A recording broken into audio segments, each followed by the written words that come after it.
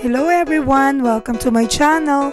Today we're going to make an easy wrapper recipe with a simple ingredients that are probably staple to your pantry or kitchen.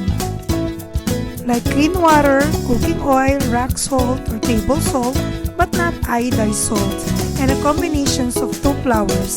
In this video, I use all-purpose flour and bread flour, but you can also use bread flour or first-class flour and a wheat flour or the third-class flour.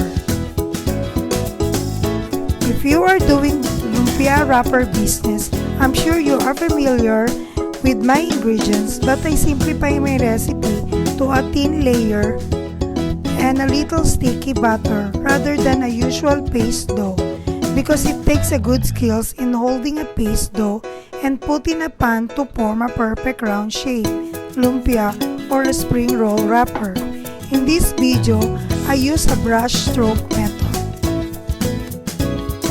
This lumpia wrapper or spring roll wrapper can be used in cooking fried Lumpiang Shanghai, fried turon, and you can also use this in making fresh lumpia while still warm and many other Asian recipes or